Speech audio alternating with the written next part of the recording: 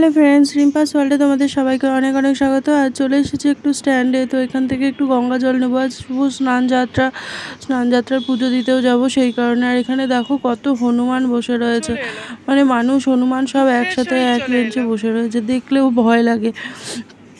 এখানে আমার এক বান্ধবীর সাথে দেখা হয়ে গিয়েছিল, তো ওর সাথেই দাঁড়িয়ে একটু কথা বলছিলাম। আর ছেলে যেহেতু স্কুলে গেছে, ওর স্কুলও ছুটি হয়ে যাবে, একবারই স্কুল থেকে নিয়ে বাড়ি যাব। বাড়ি গিয়ে তারপরে বাকি যেটুকু কাজবাজ আছে সেটুকু সেরে এই যে পুজো দিতে যাচ্ছি। আমাদের এখানে জগন্নাথ মন্দির আছে চন্দননগরে, তো এখানেই যাব আমি পুজো দিতে। তো দেখতে থাকো তোমরা সম্পূর্ণ ভিডিওটা। ভালো লাগলে অবশ্যই লাইক কমেন্ট শেয়ার করো, আর আমার চ্যানেলটিকে অবশ্যই তোমরা সাবস্ক্রাইব করো। আর তোমাদের একটা লাইক আর একটা কমেন্ট অনেক আগ্রহ, সাহস, অনেক কিছু বাড়িয়ে দেয়। মানে ভিডিও করার যে এনার্জি, সেটা অনেক 10 গুণ বাড়িয়ে দেয়। এই দেখো এখানে চলে এসেছি আজকে মানে পুজো দিতে।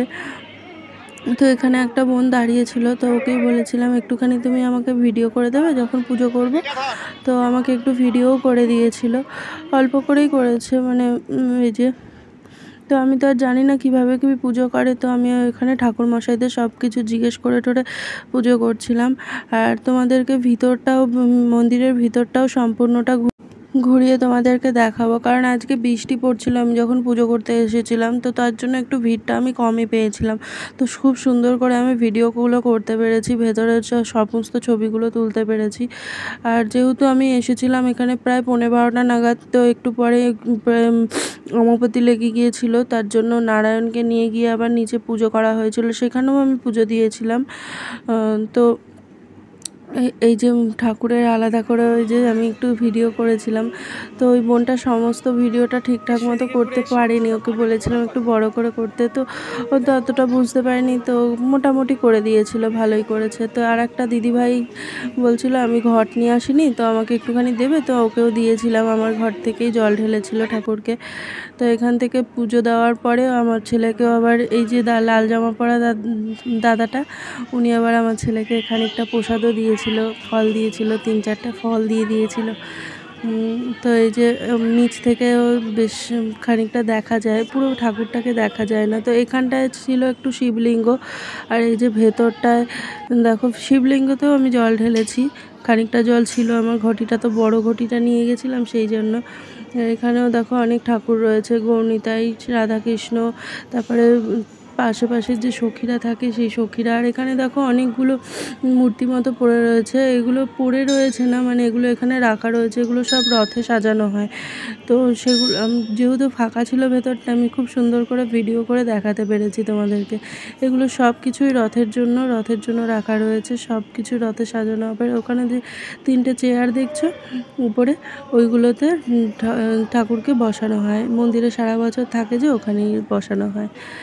এই যে মা বিপত্তারিণীকে ঢেকে রাখা হয়েছে, কারণ খানিকক্ষণ বাদেই তো অমাবতী লেগে যাবে, সেই জন্য মা বিপত্তারিণীকে ঢেকে রাখা হয়েছে। তো এখানে সমস্ত মূর্তিগুলোই দেখো রাখা রয়েছে, এগুলো সবই রথেই লাগানো হবে বলেছিলাম আমি।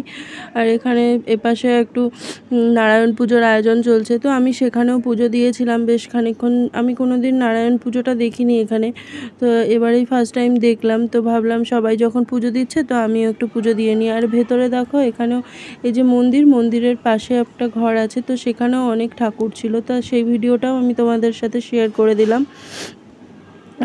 আর এটা হচ্ছে মানে ঠাকুরের ভোগ রান্না হয় না, সেরকম টাইপের একটা ঘর আমার দেখে মনে হলো, যা সমস্ত খাবার দাবার রয়েছে, এদিকে কল রয়েছে ধোয়ার জন্য।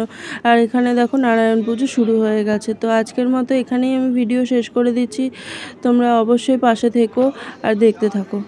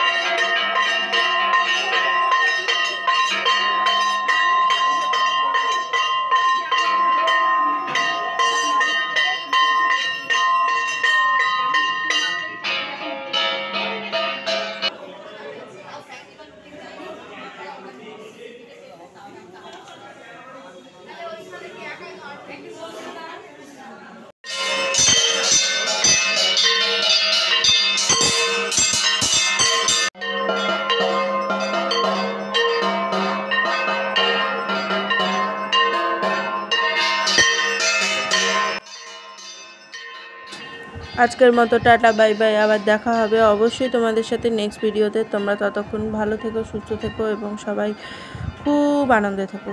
Tata bye bye.